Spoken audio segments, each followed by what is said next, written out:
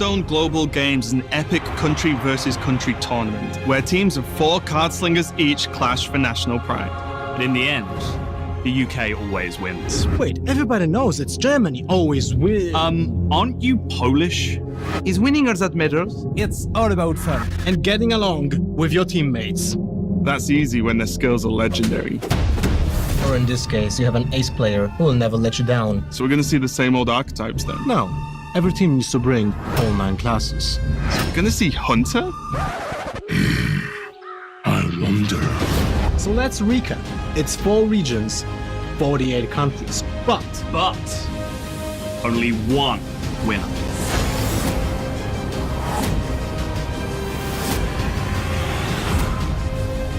Get ready for the Hearthstone Global Games.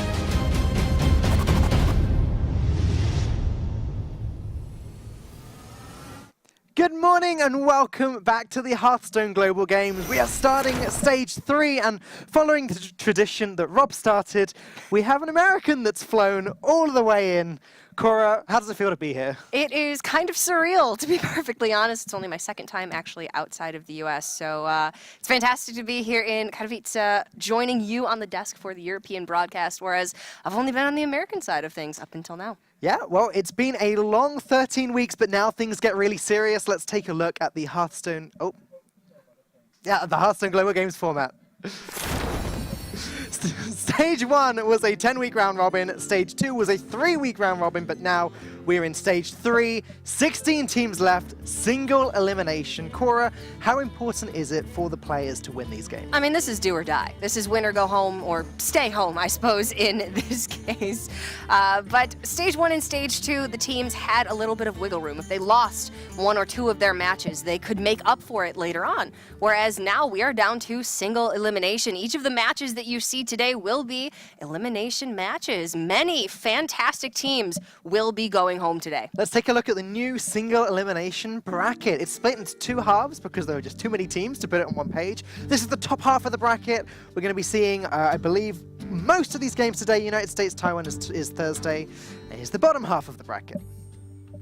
Like I said, lots of fantastic teams. We're going to be having actually 2 of our matches first off, and then we're going to be taking a short break before we come back for an additional 4 matches later on today. So plenty of Global Games action coming your way, and I can't wait to see some teams that I haven't actually been able to cast yet. Let's take a look at the schedule. Don't be too confused about this. There are more than 2 games today, but the first 2 are happening, as Cora just said, before a break. And after the break, we're going to come back with the next 4. But first up, Czech Republic versus Greece, and then Belgium versus China. Cora, do you have a favorite team here? I mean, it's really tough to pick favorites. Czech Republic is an absolute powerhouse. They have beaten pretty much every one of the great teams that you could imagine throughout this tournament. But I do have to say, I really like the Greek community in the Hearthstone scene. I myself am 25% Greek, but I'm sort of an imposter Greek. I don't speak the language. My grandfather immigrated from Greece to the US in the 50s. But the Greek community, every time they see my last name, they reach out to me and they ask me, are you Greek? Do you have anything to do with the Greek community? So they're very passionate players, and they're passionate about their people. So I'm excited to see them play today, considering they had a bit of a rough start going into the Hearthstone Global Games. But like I said, the Czech Republic is just an absolute powerhouse, being led by Stan Sivka, who is one of the best Hearthstone players of all time. So it's really, really tough to actually call this one. Yeah, it is a tough one. Stan Sivka and the Czech Republic are kind of well known at this point for bringing their unique decks. They've done very well with Bloodbloom Warlock in a couple of weeks as well, targeting Paladin perfectly. And Team Greece, I love the team as well. I just love watching them interact. Some of the guys often get together and play together. They shout at each other, they pat each other on the back, they face palm, they do all of that stuff. They're very emotive, and it's always fun to watch. And Cora, I milk the fact that I'm half Italian, so I think you're allowed to milk the fact that you're a little bit... I mean, I am actually more German, but we will refrain from talking about Team Germany. Right. Right, well, I don't like to talk about Team UK, so I can understand. There you go. We're both between a rock and a hard place, unfortunately. Yeah. So, do you have? Are you able to pick a side at all? Should we try and do this today? All right, I'll go with Team Greece in match number 1, and in match number 2, I think it has to be China, right? China Okay. just blazed their way through stage 2, 3-0 victories, whereas Belgium really struggled. I think they got through on a 1-2 match record. But for Greece and Czech Republic, I'd say that one's much closer. In that case, I'll go against you. I'm going to go for Team Czech Republic. I got to meet Stan Sivka a couple weeks ago. Got to get to know him a little bit. I like the team a lot, and I'll go with Belgium just to counter you. There, I like a good underdog story. Now, this way, one of us has to be right. That's each true. time. That's true. So I'm okay with that. As long as it's not you both times, I'm okay with that too. Let's take a look at the first series. Hearthstone Global Games format, if you're not used to it yet, it's a best out of 5. The 9 classes are distributed between the 4 players in the team. 1 player has the 3rd class. They get to play again if we go into Game 5. But it's now a blind pick. The order of the players and class pairings are predetermined. Pokravac versus Like a Boss now have to decide which of their 2 classes they want to bring. Pokravac chose Priest, Like a Boss picked Warrior. Dan, that was my job. Oh. For the last 11 weeks, Rob was like, Cora, why don't you break down the format? And then I did exactly that. All right. But I'll let it slide because you did a nice job. All right. It's not easy to explain that It's format. not. It's a big tongue twister, isn't it? It's a rather confusing format until you break it down, as you so gracefully we can share did. in the pain then. I'll let you do it next time. It's a rough one. Thank you so much. No, that was a good one. We've got a good first game underway. Here are the Here we can players. see. Oh, look at that. 2 players on each side. Whew. A nice fair competition for a change. I know that Twitch chat likes to meme us and say, hey, 1 versus 4, that's not fair. Obviously. Of course, if the teams are not actually together, as in some cases it's not physically possible to be with the rest of the members of your team. They're all communicating through voice comms. So all of these guys and girls, as we will be seeing some today, will be communicating because it is a team format and communication is absolutely key throughout the Hearthstone Global Games. It's actually something that I think people often overlook as being very important because you can have a lot of really high-profile, fantastic players on a team, but if they don't communicate effectively, then you can flounder. Right. That rope really is a threat that a lot of the teams have had to deal with, and that has made the difference between some of the players or some of the teams that have gotten through and some that haven't. Even the teams that have gotten through, maybe like Greece, who struggled at the beginning, have said, yeah, we worked out our communication. We worked out when to shut up. We worked out when to actually speak. And that's a big part of success in this tournament. And then on the contrary, if you have some teams that maybe don't have quite as much experience but have fantastic chemistry and great communication skills like Philippines, New Zealand, Mexico, which all made it to stage 2, and several of those teams to the single elimination portion of stage 3, maybe unexpected underdogs that people didn't think would do quite as well, but had, small advantages that some of the larger teams don't even have. Yeah, little bits of synergy can be more helpful than just having 4 strong individual players. Look at Team Italy. They all play for the same team outside of the Hearthstone Global Games, and they got through based off of their communication and teamwork. But enough about Team Italy. I like to go on a sidetrack there. Let's jump into game number 1. Where we can actually see some of these teams in action. So for Pokravac, we have a Silence Priest build. And then for Like a Boss, over on Team Greece's side, it's going to be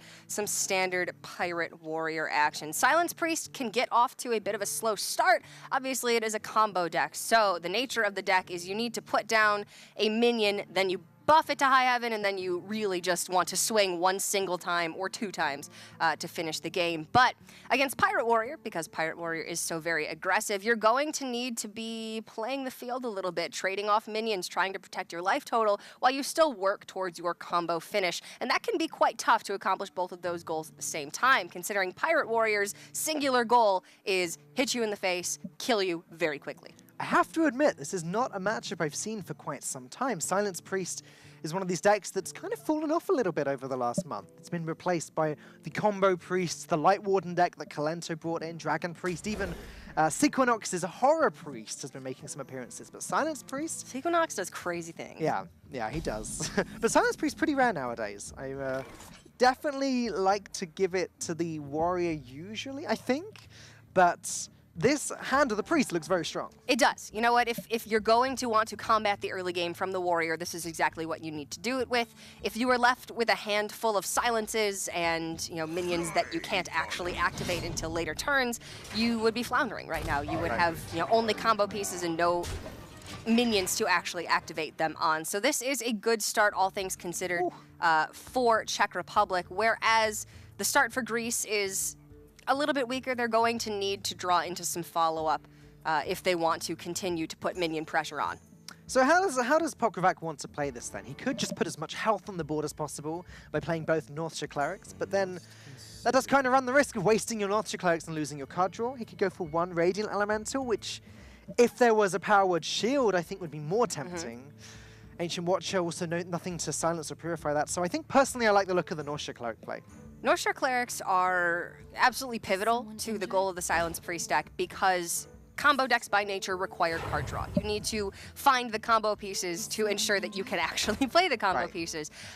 But you need to deviate from that plan against aggro decks because regardless of if you have card draw, you don't have the time to use it. So in this case, these are just 1 mana, 1/3 disruptions that you can hopefully buy some additional time with. And eventually, if you can run Grease out of resources, if you can, kill all of the Pirate Warriors minions and you're not at risk of dying, then maybe you can start to put together some of your combos. But really, the Silence Priest is here because it absolutely destroys Jade Druid, which is, a tier 1 deck, of course, and it beats other priests. That's really where the strength of this deck shines. Well, with the start that Pokravac had versus this rather slow start from Like a Boss, it looks like these Northshire Clerics are going to do their job and get rid of these 1/1 minions.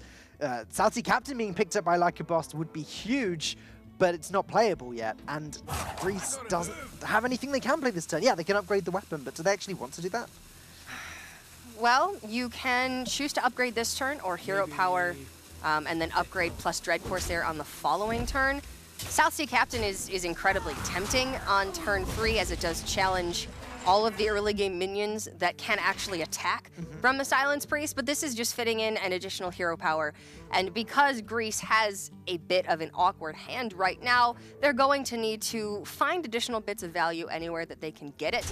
And maybe upgrade will need to go onto a Fiery War Axe. Maybe you'll need to go on an Arcanite Reaper. Because the big issue with Silence Priest is if they're able to stick a minion, if they're able to silence that minion, Divine Spirit that minion, then they will be able to kill everything that you have. Right. The Warriors' minions are not incredibly resilient, right? So this Ancient Watcher itself is a big threat, and the Warrior does sort of need to play removal here. And as we've seen as well, Pokravac now picked up his silence. Czech Republic have everything they need to get this game rolling. They'll be able to deal with Like a Boss's threats as he plays them. Like you said, it's going to be very difficult for Grease to stick something to the board. They really need to pick up an Arcanite Reaper or a Fiery War Axe soon, get upgrading these weapons and start getting in the damage when they can. But even then, it's going to be hard for them to decide whether they want to be pushing the damage to the face or clearing this Ancient Watcher.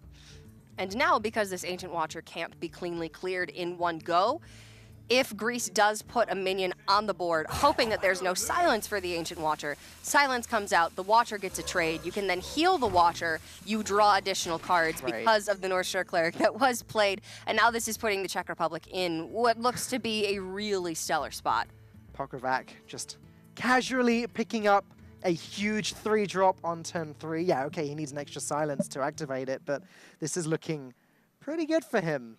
As you said, he's going to get to draw off of the Ancient Watcher, maybe pick up a Purify from that. Yeah, I think the silence is 100% slated this turn. You need this captain to be removed. It just represents too much value if you keep it on the board. So though you did draw the Humongous Razor Leaf, which is a better silence target, there are 3 to 4 silence cards in the deck, right? You have 2 copies of silence, at least 1 copy of Purify, in most cases 2. And then the Shadow Visions. Yes, of course. Just more card draw picked up by Pokravac there. I've got to admit, the question I'm asking myself now is how do Grease actually get anything done this game? Well, it will definitely have to start from clearing this board, because the longer the Ancient Watcher sticks around, the more value it nets for Czech Republic. So the Heroic Strike very well may be slated this turn. It's a bit awkward because you can't actually follow it up with... You just have to armor up. Yeah. So if you can clear both of these minions off and then develop your own minions, start putting pressure from there, that's the way that the Warrior's going to win the game. They don't do very, tricky things. It's a very straightforward deck. I wonder if Like a Boss ever considers playing the Spellbreaker on the Northshire Cleric. The problem with that is that it means he won't be able to deal with a buffed up minion later on, which is probably the best use of the Spellbreaker in this matchup. Or a Faceless Shambler, for example. Yes, that would be a fantastic target for the Spellbreaker, as Taunt is the almighty killer of aggro decks and Pirate Warrior in particular. Unfortunately, there the Heroic Strike does not discount the Dread Corsair. It's strictly discounted by the attack of your weapon that you have equipped. So Heroic Strike Hero Power is a bit of an underwhelming turn, but Greece is starting to be able to deal with this board. If the Spellbreaker had come out, Czech Republic still could have healed up the Ancient Watcher and traded, and then they would have had a 4-1 on board, which really doesn't do much for Greece. No, you're right. It wouldn't have been enough progress. Now, Bloodsail Raider not going to do that much. The 1-1 weapons are only going to make it a 3-3. Okay, so they can play a 3-drop and a 2-drop, which is about the best that they're going to manage this game. The most possible pressure this turn would be upgrade Dread Corsair Bloodsail Raider. Right. Or you can just save the upgrade, which is what I think they're doing, and South Sea Captain plus Bloodsail Raider. It feels really bad to use it on a 1-1 weapon. I think Captain Bloodsail Raider is just the only way that Leica Boss can go, and he has to hope there's no silence. Yeah, I mean, the issue is they played into the silence the first time because they have to. Yeah. You can't really play around these things knowing there's only 4 natural silence effects in the deck. And then, you know, Shadow Visions is a big worry, but you don't have the liberty of holding back your cards and playing around those silence effects. So I think Greece has to just go. Corsair come down this turn because you don't have another weapon in your hand and you want to ensure that you can play all of your minions as cheaply and as efficiently as possible. Okay. Okay. So Mana Geode is now an elemental, Yes, it is. but I don't believe it was when deck submissions happened for this tournament. No, I think that was a bit of a surprise. So I'm not Caught sure. us all a little off guard. Well, so now I'm even more surprised. Well, Mana Geode is 2 mana, 2/3. Whenever this minion is healed, summon a 2/2 little baby Geode. Yep. My thinking would be if you do Power Word Shield Divine Spirit this, then maybe you can get a chain of value off of it. Okay. But it's unconventional to say the least. When Mana Geode was first released, people thought this could be the savior for Priest. It's a good 2-drop. Priest needs a 2-drop. It never was, and now Priest has Radiant Elemental, which is significantly better. That's a 2-drop for you, but Mana Geode, you know, it's there. Well, you know, it's Czech Republic. Well, I don't know what else to say. They played 9 quest decks. But they must have some serious faith in this Mana Geode. Yeah. Because this is single elimination. This is do or die time. Okay, so There's got to be a reason for it being here. That was a weird sequence to do that. They played 1 Radiant Elemental, played Shadow Visions for 1 mana, cycled it, got another Shadow Visions, then played the second one, and then played Shadow Visions again. So was that just digging for the Purify any way they can? Yes. I feel as though it would have just made more sense absolutely to- looking for the silence there. It made no difference whether they did double Radiant and then free Shadow Visions. They would have had the 1 mana remaining regardless. So there was no 3 mana card that they would have wanted to play off of Shadow Visions. Yeah, I guess by playing the second Elemental when they did, it meant that if they then played the Shadow Visions and then got Purify... they may not have had to play the second Radiant Elemental in that case. But they had to after the first Shadow Visions whiffed. Okay, that makes sense. All right. Yeah, because it would have netted them 0 mana left overall regardless if they'd hit Shadow Visions off, or if they'd hit... Purify off of the first one. We got there. But that was some very quick thinking by Pokrovac there. The rope was burning. Obviously, they'd discussed the turn beforehand. But the fact that Purify didn't show up the first time, they had to work out what they were doing real fast. And that would have been one of the situations where the rest of the Czech Republic would have had to just be quiet and let Pokrovac do his thing. Yeah, I mean, ideally, the first Radiant Elemental comes down, you get Purify immediately, play Purify, attack, and then you have 2 mana left over to heal. In this case, the 2 mana had to go towards the second copy of Radiant Elemental on the board, which is fine, because any pressure that you have against Pirate Warrior that doesn't have pressure is a great place to be in. I don't think you're mad about that. But 1 additional card and 2 life on your Humongous Razor Leaf as well would have been really nice there. All right, 0 mana, Power Word Shields always look very tempting. I wonder when we're going to see this Mana Geode go down. If we're going to see this Mana Geode go down. Yeah, that's a big if. I think you really want to keep your value train rolling with Northshire Cleric, so Power Word Shield on that is a possibility. Silence Priest doesn't really run. They don't have Dragonfire Potion. They don't usually have Shadow Word Death or Shadow Word Pain. No. So if you want to remove your opponent's minions, you need to go through them the hard way. Ooh, okay, gonna buffer the Radiant Elemental. I guess Pokravac doing that because he's likely to pick up Lyra at some point. I'm imagining that's in the deck, although you never know with Czech Republic. I would assume Lyra's in the deck alongside 2 copies of Divine Spirit, 2 copies of Inner Fire, which is going to be your big combo activators. But Radiant Elementals are just more valuable at this point than additional card draw, I suppose.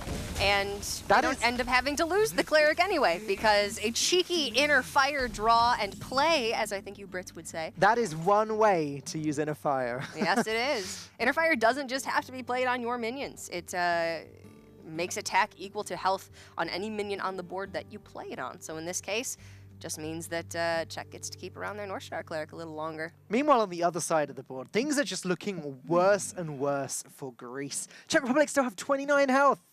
They're a Pirate Warrior, and their opponent still has 29 health. It's not good. No. That's for sure. It's not good. But Spellbreak can come down this turn. You can put it on the Acolyte, ensure they get no draws off of that, and then you can immediately Fiery War Axe upgrade, kill off the buffed Radiant Elemental, and you can start to finally chip away at this board. If you choke out the resources from Czech Republic and get them down to eventually only having 1 or 2 cards per hand, or maybe even them just having top decking every turn, then you can build up your board, get great value out of your weapon swings, and their combo pieces will mean nothing because they won't have anything to go with. This is another way to do it. Mortal Strike down the 2/4, you Fiery War Axe away the Northshire Cleric. The Acolyte's not going to get any value anyway because there's nothing it can hit into.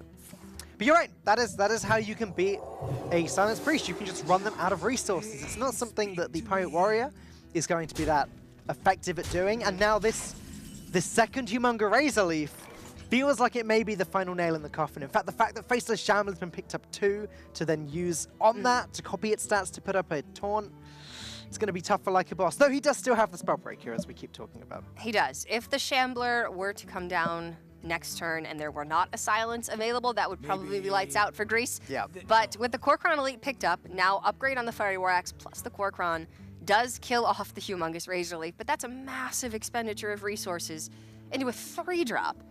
It's unfortunate, but at this point, it's incredibly necessary. There could be Divine Spirit in hand. There could be Faceless Shambler. You need to kill this off. And meanwhile, Czech Republic are just dealing little bits of damage with the Acolyte of Pain, with the Radiant Elemental, and it is adding up. Like a Boss can only armor up 2 every turn. At the moment, he's taking 4 damage every turn.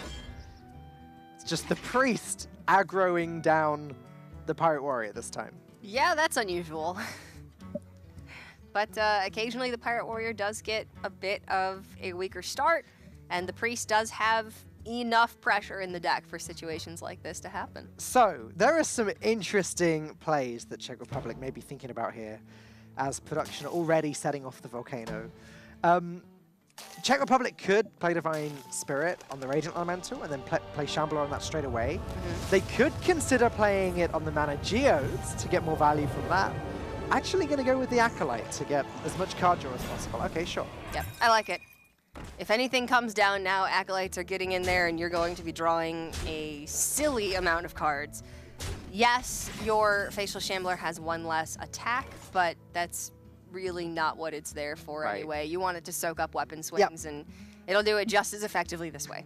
And Like a Boss just glanced away from the screen then after the Mana Geode came down. Like, are these guys serious? Did this just happen? Yep, this just happened, and you're not going to have any way of clearing it. So many choices. I don't think the Mana Geode will be getting any value in this game regardless, but I do like Czech Republic's style here, throwing it into the list. I'm not sure what they would have cut, but... Do you think that's the target for this War Axe swing then, or does it go into the Radiant Elemental? I think it goes in the Radiant Elemental, 10 times out of 10. Right, because there's nothing that this Mana Geode can really damage itself on. Czech Republic has no cards in hand, and if Radiant Elemental stays on board, maybe you get... I gotta move. I don't even know what. Lyra plus spells when you run the Acolyte into Spellbreaker, I suppose, would be the most threatening option, but... Whoa, okay. That's not what I expected. Okay, so silencing the Acolyte, just still trying to run Pokravac out of resources. This way, it only gives him the potential of 1 draw from that 1 Acolyte. There's Lyra, though. Oh, no. Oh no. That's not what you want to see. Oh man. Well, Lyra plus spells.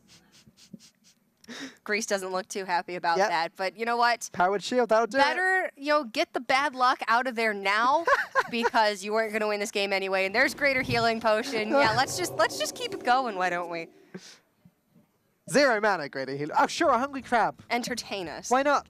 Why not just have a hungry Mana crab? geode and a hungry crab.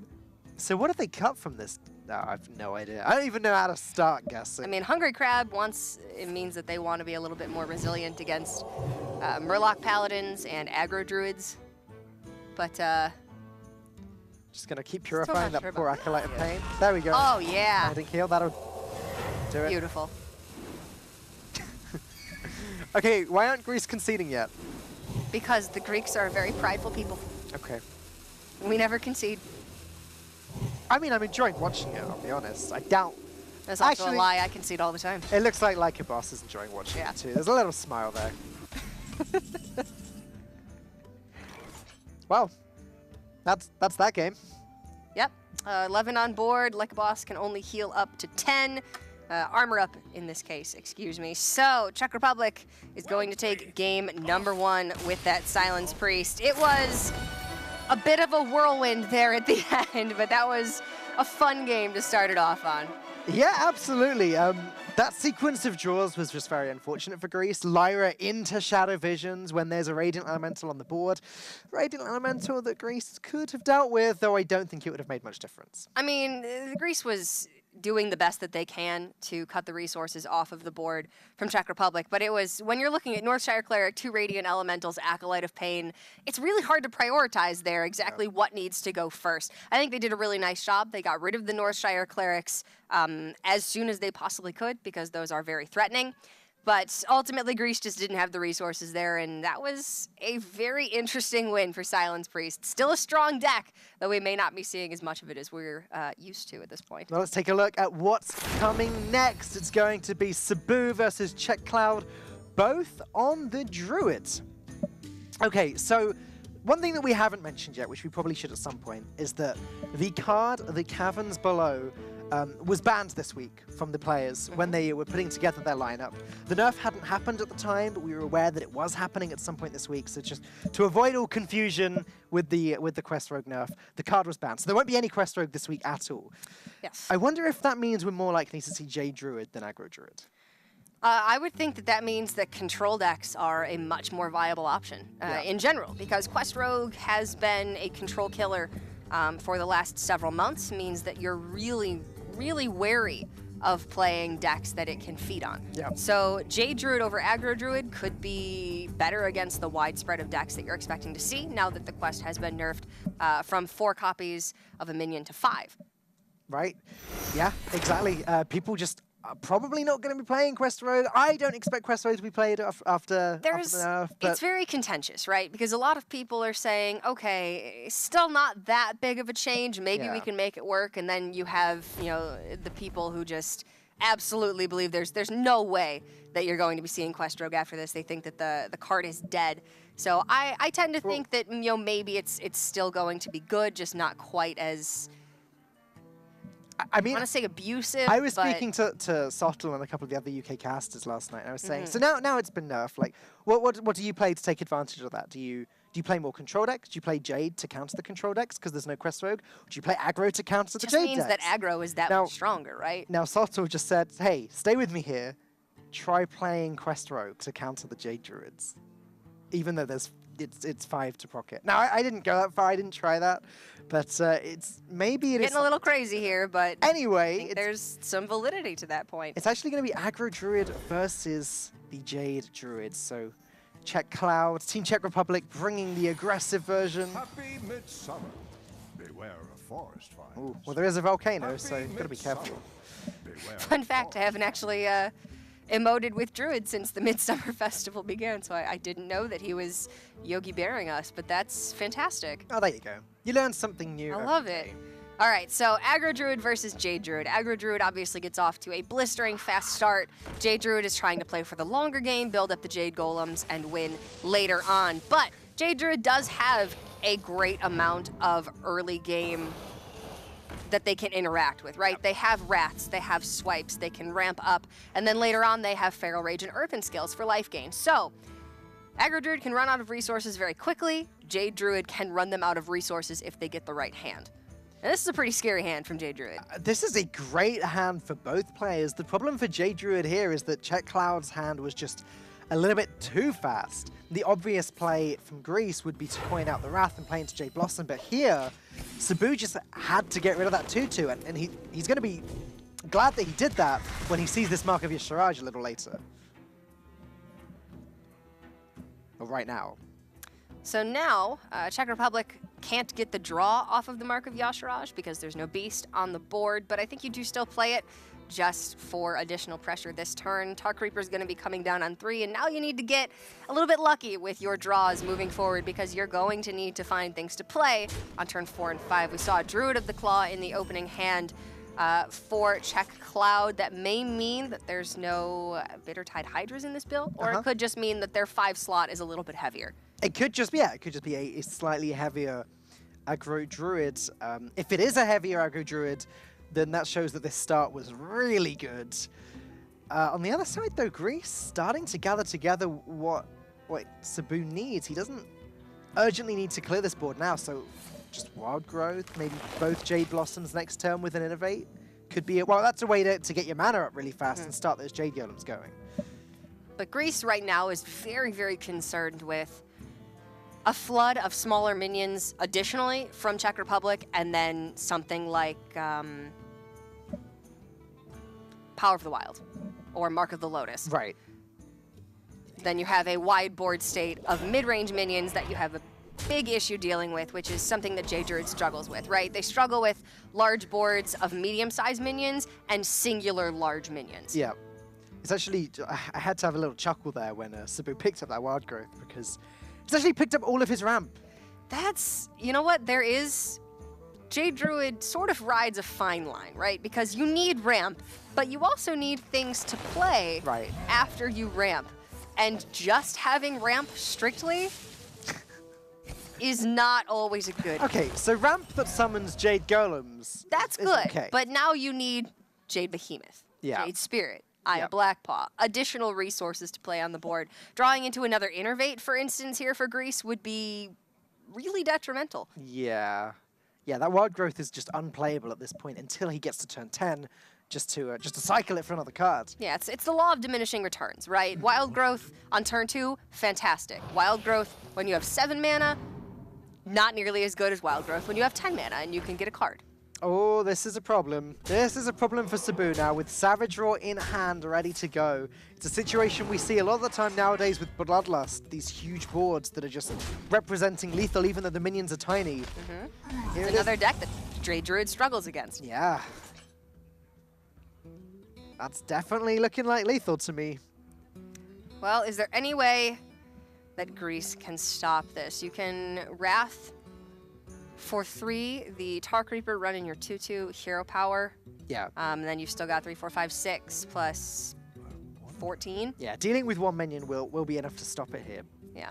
Depends really if Sabu feels as though he has to play the Wrath. Is that a Savage Roar? Does he play around Savage Roar? Or does he play for a slightly longer game? So you kill off the Tark Reaper, you hero power, you go up to 18 health. Then there's 16, 17 damage with a hero power and the Savage Roar. So you are technically alive. Just. Technically. But then you need hell of some follow-up after that. Yeah, like what's the next draw? Primordial Drake, I guess, would be a good one. Primordial Drake. Oh, Primordial Drake would be incredible. Feral Rage would maybe, yeah. Jade Behemoth maybe would do it if Czech Republic whiffs on their next draw. Oh dear, this is what I was afraid might happen. Yeah, the Wrath for 1 means that the Tark Reaper lives on the board, means that Czech Cloud will have lethal damage with the Savage Roar. Little bit of a Hail Mary there with the Wrath for 1, hoping to find, maybe a Feral Rage or a Swipe would have been really nice there and would have allowed Greece to clear off more than the 1 minion, which maybe when your back's against the wall, you need to play a little bit more risky. Yeah. I think that's the problem Sabu had. He didn't feel as though he was able to warrant wasting a Wrath just to deal 3 damage to a Tar Creeper. Remove 1 damage from the board. At that point, that's all it was. Unfortunately, Czech Cloud gets the win, and now Czech Republic are 2-0. Greece need to start winning games, or they are just going to be out of the Hearthstone Global Games very soon. It's a bad start for Greece. 1 more win for Czech Republic, and they move on in this single elimination bracket, and Greece will go home. We've seen quite a few reverse sweeps throughout the history of the Hearthstone Global Games. We have. It has certainly happened, and there is a chance that it can happen Czech Republic again. being one of the teams that has reverse swept a few times, so they might be getting a taste of their own medicine. It is definitely possible, but I doubt that Greece is going to go down without a fight. So it is going to come down to whether or not Stan Sivka can get a win with a rogue deck that is not Quest Rogue. And Deathalore is going to be on a Paladin build. So if you don't have Quest Rogue because the quest is simply not playable during this week of the tournament, it is not allowed, you can't play it, then we're looking at Miracle Rogue variants. Yeah? Well, are we? Maybe it's some sort of tempo aggressive rogue. It could be. This is Stan We've seen Sivka. aggro rogue. This is Stan Sivka. Water rogue, the tool still exists. Yeah, Finja rogue with Shaku, with even the pirates. Yes, the pirates that buff stealth minions. There's crazier things that we've seen, certainly. But I don't know, it feels like Miracle Rogue is the most consistent build of Rogue that you can go with outside of Quest Rogue. Honestly, I'm a little bit surprised that we're seeing Rogue anyway. Yeah. I thought that Rogue for this week would have been getting sort of the Warlock treatment, where you pair it up with another strong class, knowing that you're going to bring that strong class, and you really only have, you know, Warlock there as a formality. Yeah, and that's what a couple of the players had said to me when I asked them, hey, what was it like having to prepare for this tournament, knowing that you're not allowed to bring Quest Rogue? Was it a struggle working out what the meta would be like? And they just said, no, we just worked out what we'd bring Rogue with, which class we want to pair it with, and then we just won't play it. Yeah. So, not a strategy that Stan Sivka's using, though.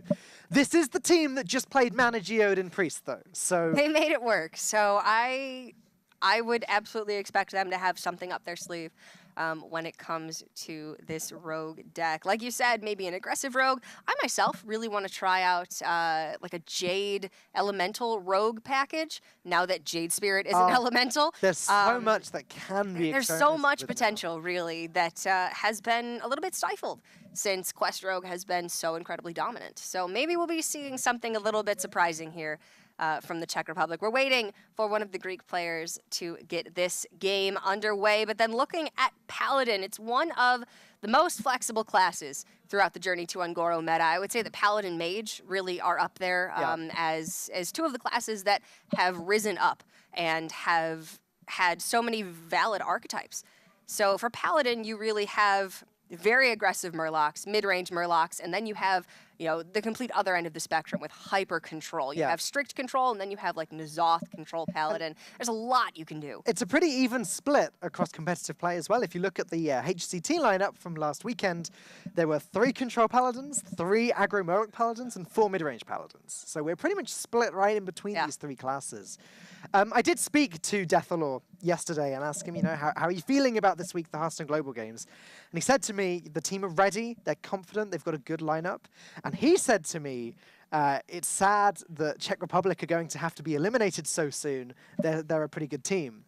Now, they were some strong words, but now Deathalore may have to eat those words. I love the confidence. I really do.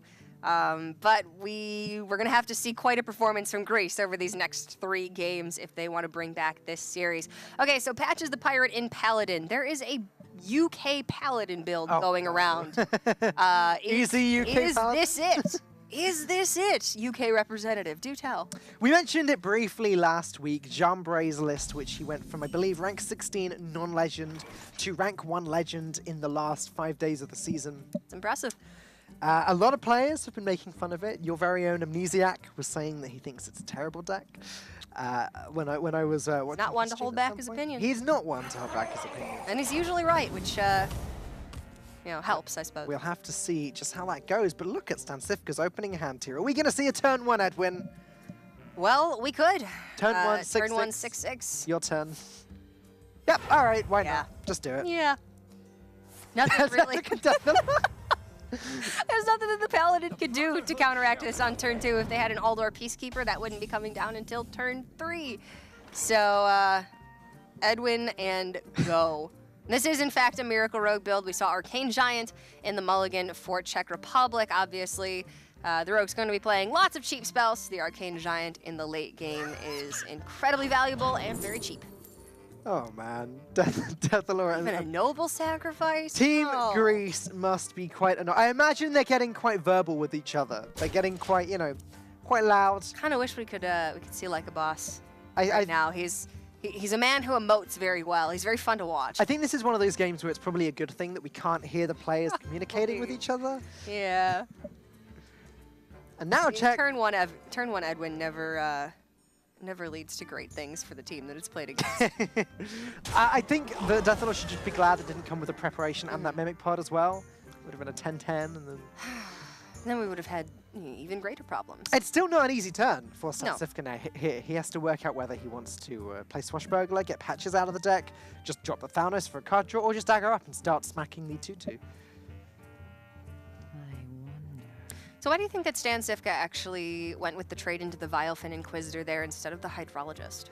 Potentially playing around War Leader? Yeah, it looks like he's just trying to keep this as healthy as possible. Just make it so that the single minion deals with as many of these other small minions as possible, just to squeeze the value out of it. Stansifka not going for a quick win, it looks like, instead just going for maximum value with this minion that he got on the board on turn 1. Because the Rogue had the coin, not even True Silver Champion could come out on turn 4 for Greece. Oh, and there's Rockpool Hunter. Okay, so Greece does have actually some very valuable tools, and because Stansifka isn't able to really go on the aggressive with cards like Cold Blood here or additional minions that he could develop, this does give Greece a little bit of an opening to fight back. They have to develop their board. Obviously, this Edwin needs to be removed, but we've seen that Stansifka is willing to trade with it, so you're not too worried about your life total right now. And then you're rolling into Finja on turn 5. Ideally, you get Spike Ridge Steed for turn 6, and then from then on out, you're looking quite good. Well, this is definitely the aggressive deck, and Deathalore is in a great position to start being aggressive. He can play Argent Squire and Rockpool Hunter this turn, buff up the Hydrologist, start smacking the face, as you said. Things aren't looking terrible, but he does need something to do on turn 4. That's the one thing that Deathalore's hand is lacking at the moment. And Rockpool Hunter, Argent Squire gonna come down, hit the face. Okay. Greece does now have the stats on the board to be able to clear off this Edwin. And it's going to be another turn of little development for Czech Republic. Sherazin is a big draw to put down on turn 4, but then you do also need some follow-up for her, because once she dies off, you're going to need to play 4 cards in a single turn for her to revive from that dormant state. Is Sherazin a her? I never thought about that. I don't know. I know that Sherazin is one of my reminds favorite me. cards. Sherazin, I think like Scheherazade, which was a female. So I don't know. Okay. And she's got that crazy look in her eye. She's just so happy. She's just really, she's so grateful to be here. Yeah. You know what? I'm Representing happy Rogue. to see her. It's not fireflies. It's not flame elementals. It's not igneous elemental for once. So this is a breath of fresh air from the Rogue class. Although Miracle Rogue has actually just been around since the dawn of Hearthstone time. It has, but it's in different forms. With Malagos, with Leroy, now with Arcane Giants. And Sherazin and the little plant theme just, I don't know, it makes me happy for some reason. Okay, War Leader not actually going to do anything this turn. That is unfortunate. The Rockpool Hunter already trades squarely into Edwin Van Cleef. It does put a body on board, however. You can actually justify saving it to go for Finja on turn 5 and then War Leader on 6 to give your Finja more trade power. But that leads to such a disappointing turn now. It does, because you don't want to just put Redemption down on one of your little Murlocs. You would ideally like to play it on any number of other things. And the reason I think this is maybe okay is because it takes all 3 of Stan... Oh dear. It takes all 3 of Stansifka's things to trade into it, and then Redemption brings it back to life. I was about to say, however, the backstab pickup means that he can just straight kill it, and now, that's really bad for Deathalore. But this does mean that Finja will have targets on board to trade into and bring 2 other Murlocs out of the deck for Greece on turn 6. And then on turn 7, they have the Curators. So the Rogue, though it did have double coin Edwin on turn 1, hasn't had an incredible amount of follow-up and of minion pressure. No. So Greece has a little bit of breathing room. But yeah, and now Greece picking up the second Murloc War Leader. Actually, very nicely timed. Finja going to be able to trade with the Sherazin there. And what does Stansifka do this turn? Yeah, okay, he pushes a lot of damage to the face. That's great. But he can't do anything about this Finja. So we've seen Vilefin Inquisitor, Finja, 2 Murloc War Leaders. Do you think that this is a Paladin build that has cards like Grimscale Chum in it, or are we strictly going to be seeing Finja package plus, you know, Vilefin Inquisitors and like a little bit excess? It's hard to say. You don't really expect Bluegill Warrior any... Oh, hold on a moment. Whew. Okay, well, that's going to take some time. We'll get back to that later. You don't really expect Bluegill Warriors nowadays in Paladin, so it's not going to be quite as strong a swing turn as Finja used to be, say, in the Water Road that we were talking about earlier. The board will be strong because of the Murloc War Leader, but it's just not going to do anything straight away. Yeah. Let's see what Deathalord gets from this. Okay. Yep, that seems about right. So now the question is, can Deathalord keep Finja alive and get another go with it?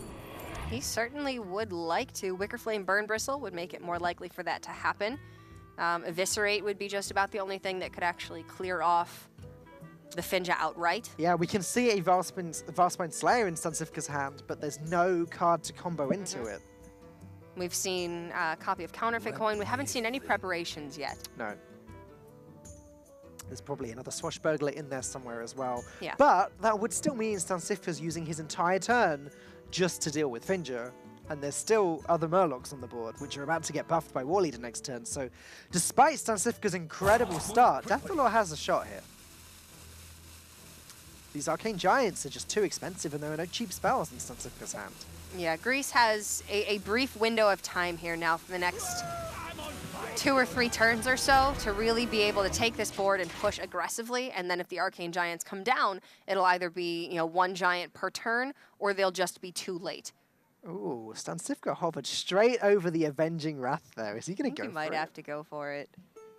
The question is, do you Avenging Wrath and wait and see what gets killed, or do you run Sherazin into the Stonehill first?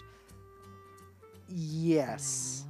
That's got to be what you do, right? You run Sherazin in first to remove 4 health from the board. It means that the Avenging Wrath is more likely to actually deal with minions. Even still, it's quite unlikely that the Finja gets killed off here. Avenging Wrath deals 8 damage randomly among all of your enemies, so including the face. If you were to clear off 4 health, you could then also Hero Power into the Wicker Flame. And Swashbuckler can also then hit something. Yep, all right, gonna go for it. So there is a chance.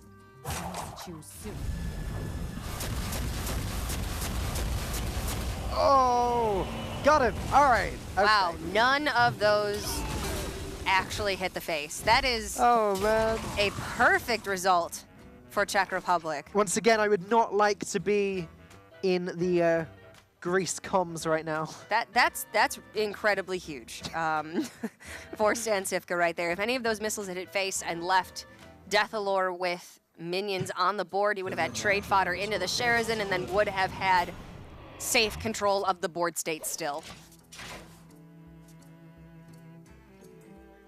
There's preparation. Now Nicely we picked have up with Gadgets and fodder, Vile Spine fodder, Arcane Giant fodder. Now we're just seeing how well the Miracle Rogue deck synergizes with itself. We just go, we're assuming we're going to be able to bring Sherazin back to life. It's not guaranteed. In fact, the ordering was wrong there. Gadgets and Auctioneer was played before Sherazin traded. That actually is... Had Gadgets and Auctioneer been played after Sherazin traded, then it would have revived itself right now. So a little bit of a misplay. That is Quite significant, actually. That is a misplay. Yeah, definitely a misplay there for Stansifka. Just some misordering there. Potentially could make a difference. A 5-3 on the board is a lot more pressure. And now that the True Silver was picked up for Greece, that's going to mean Gadgets and Auctioneer is getting cut down quite easily. Yep, and whatever minion Deathalore plays right now isn't going to be able to be traded into because Sharazen's dead. There's patches. Turn 8, and they hadn't even drawn patches. Yeah, so they can't complain about bad luck that much. With the Edwin turn 1 and the Avenging Wrath. Nah, I think they this still can, yeah. Okay. Yeah, a little bit. I thought this balance A little was a little bit. Okay. Let All right, me Team Greece. It's been a rough series for them. They still got a shot here, but those Arcane Giants are getting cheaper. And I don't see any board clears for Greece here.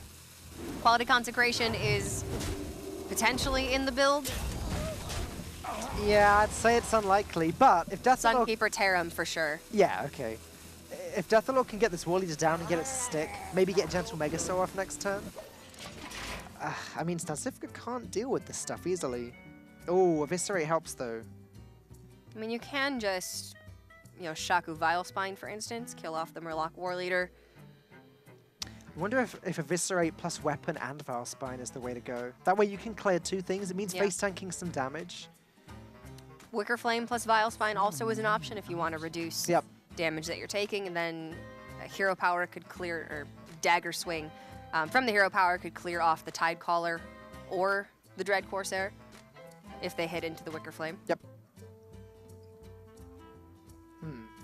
So a couple of options here. It's a very minion-heavy hand, actually. This is unusual. Yeah, the Mimic Pod picking up the Arcane Giant seemed so good, but because there had not been many spells picked up. All right, gonna go with your play, Wicker Flame. Get rid of the War Leader. Seems good. Deathalore is going to struggle to get back onto this board. Second Gentle Megasaur. Oh, the mana is so awkward here. He can't quite fit a Hero Power in. Yeah, one more mana would have made this a much better turn. I guess he just Hero Powers and plays one. I would think so. 2 Megasaurs on just a Tide Caller is nice because you want to put as much pressure on board as possible, so you get the 2 5/4s on the board, but those adapts are so incredibly valuable. Poisonous, even, just on one of these Silver Hand Murlocs. Oh, okay. To kill off an Arcane Giant. Okay, if he did play both Megasaurs here on the on just the Tide Caller or Tide Hunter, what is he? What's he looking for? Maybe Health and Wind Fury? To get rid of Wicker Flame and then Weapon into the Vilespine? I mean, I think Health is a great start, or Divine Shield. Yeah. Honestly, even Death Rattle into a couple of 1/1s, if you can pick up Sunkeeper Tarim, would be a significant board presence. You're just looking for what can give you the best board state. It'd be Divine Shield. So, Health would have been, I think, slightly better. Well, yeah, it would have been because he just had one more health here. But this is still pretty reasonable. All things considered, this was quite a good turn for Greece because they've got a large board state now, and Czech Republic doesn't have the liberty of just playing multiple Arcane Giants and saying go. 2 5/4s being put on the board, pretty good too. Production just handily reminding us what Shaku the Collector does. It's still sitting there. Been a while since we've seen him. Yeah, it's still sitting there in Stancifka's hand, but every time it attacks, it adds a random Paladin card to Stancifka's hand. Could be helpful, but he needs to get the board back first. Eviscerate plus Vilespine Slayer may be the play here. You can Eviscerate the 2/2, Vilespine Slayer away at 5/4, and Dagger into the Dread Corsair. Then the Vilespine plus an additional Dagger Swing would challenge the remaining Megasaur on the board. You'd be taking quite a bit of damage there, though. And the one thing that the Rogue fails at is they have no life gain. Okay, 2 things. And they have no taunt minions. Yeah. So that's why aggressive decks across the board are so strong against Rogue. So, again, Stancifka just needs to try and run Greece out of resources, and he's almost there. Actually going to play Shaku. It's like production new. Greece has already used the Curator. Unless there's a copy of Divine Favor in their deck, there's probably no remaining card draw. Sharazen, once again, 1 card off of being revived. Just think about how impactful that additional 5/3 could have been. Could have been 5 damage to face and a clear on one of these Megasaurs, meaning that your Arcane Giant lives. But now Greece just needs to hit face and hope. They do not have the liberty of trading anymore. Second Mimic Pod might actually end up being playable this turn. Let's see what Shaku picks up. Blessing of Wisdom. I'm sure that's one card draw. To add insult to injury, Greece has no cards, so we'll take a Paladin card that means we draw more cards. Oh, Counterfeit Coin, very handy. Counterfeit Coin and Mimic Pod. And I think play Vilespine You Slayer. can Counterfeit Coin, Vilespine Slayer, both Arcane Giants if you want. And you can fit Mimic That's Pod pretty in too? much check.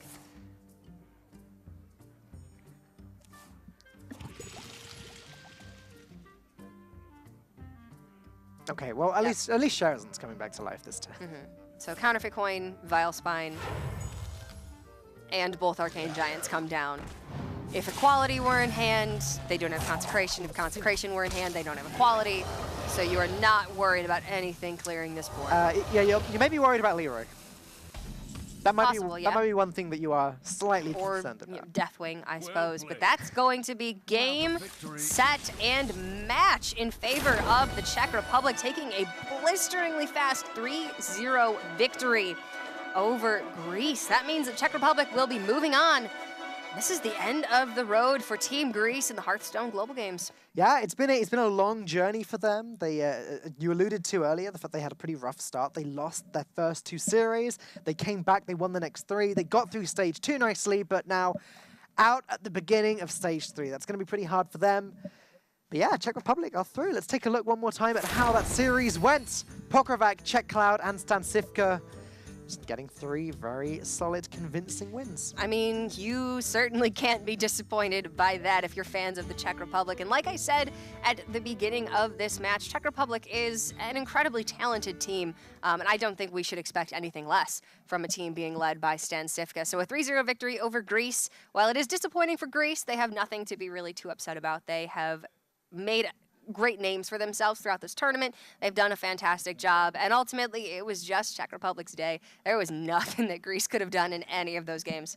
Yeah, it's going to be disappointing for them. I think this week it's going to be hard for a lot of the teams to swallow. It's where single elimination can be a little bit rough, where they get so far, they get through the groups, and then they lose one series of Hearthstone and they're out. So it's something we're going to have to bear in mind as we go through.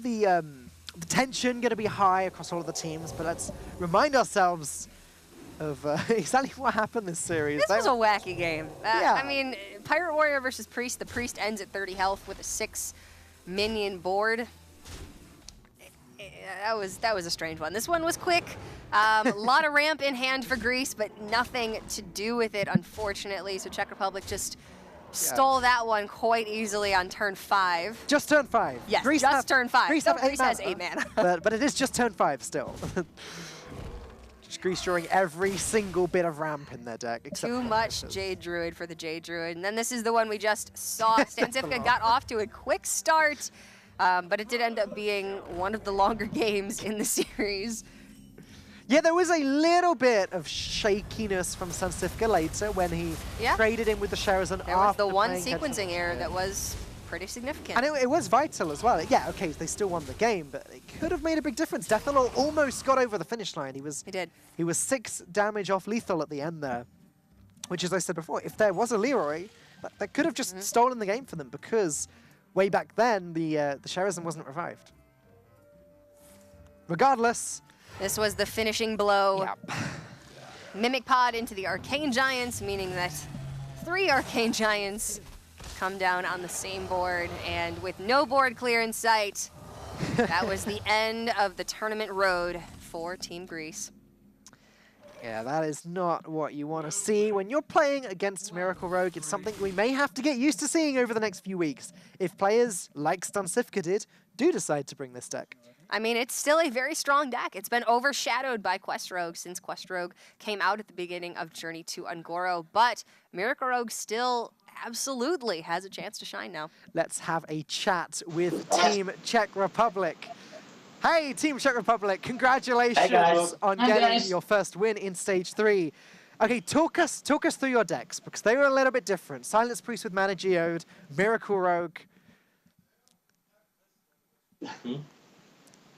Talk us through your decks. Yeah, like we need to break more standard decks because otherwise we could get DQ'd. So like, we were taking care. So like yeah, we brought more standard lineup. But like yeah, there are still some spicy choices. Mana Geodes. Some spicy choices in there.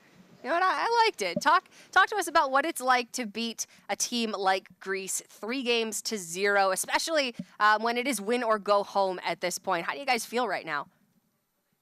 Fine. Like, there's like we are big favorites, so like we are happy that like we confirmed that. Yeah. I like the confidence. Great, yeah. I spoke to Czech Cloud briefly yesterday, and you said that you've been practicing for this moment for 2 weeks. You put, I think you said over at least 100 hours in. How important is the Hearthstone Global Games to you now? Oh dear. I think Czech Cloud might have lied to you. Oh dear. They've been practicing a lot, but they won't tell you. Yeah, like definitely not 100 hours. Yeah, we are practicing non-stop. We wanted to bring Hungry Chicken to Agro Druid, but in the end we didn't. Yeah, it was unlucky. But yeah. Otherwise it was fine. Yeah. I would have liked to see a Mark of Yasharaj on an Angry Chicken and then Angry Chicken OTK. Yeah, that was the plan. But. Yeah. I'm sure everyone at home would like to see that. Hey, maybe in the finals. Maybe.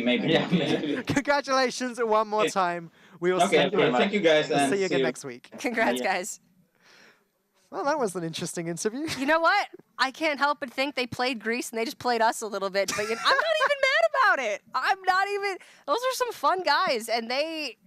100 hours or 1 hour, it was enough hours at the end of the day because they did get the win over Greece 3-0. So let's take a look at the bracket one more time and how it's shaping up now. Czech Republic 3-0 over Greece. They are now in the quarterfinals of this tournament. And as we know, the top 4 will be advancing to the live LAN finals. So they are going to be playing against the winner of the next game we've got coming up today, China versus Belgium.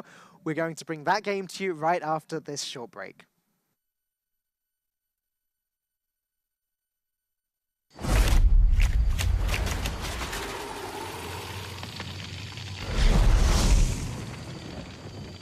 We're almost there. Quiet down, everyone. This is not like any of our previous expeditions. This will be far more ambitious. We're stepping into a land of primordial wonder. Infused with astonishing elemental energies. The plant life here holds very unusual properties. So don't touch anything. And while you may be excited to see the local fauna, you might want to make sure they don't see you. Because their powers of adaptation are devastating.